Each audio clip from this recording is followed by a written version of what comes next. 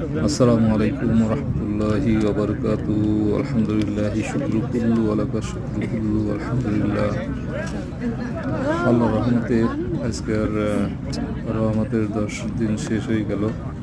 10 তারিখের ইফতারি অবস্থায় আছি আমরা। ইফতারি সামনে নিয়ে সবাই বসে আছি আজানের অপেক্ষায়। তো আলহামদুলিল্লাহ খুব সুন্দর রোজাগুলো চলে গেল, 10টা রোজা চলে গেল, অনুভব হইল না রোজা কষ্ট এরকম কোনো কিছু মনেই হয় নাই। অনেক শান্তিময় চলে গেছে। আর সারাদিন রোজা রাখার পরে এই সবার সাথে খোলা আকাশের নিচে একত্র হয়ে ইফতারি করার মজাই আলাদা। যখন এখানে এসে বসি তো আল্লাহ রহমতে সারাদিনের ক্লান্তি দূর হয়ে যায়, অনেকটা মনের ভিতরে একটা শান্তি চলে আসে। সবার সাথে ভাগাভাগি করে ইফতারি করা, সবাইকে নিয়ে অনেকটা ভালোই লাগে।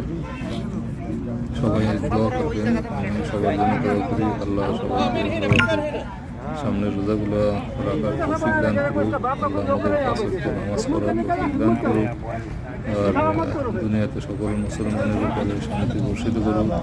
যত ফিতনা ফাসাদ আছে আল্লাহ সকলকে দূর করুক। বর্তমানে বাংলাদেশের অবস্থা দিন দিন চুরি ডাকাতি ধর্ষণ হয়ে চলছে, আল্লাহ হেদায়েত করুক।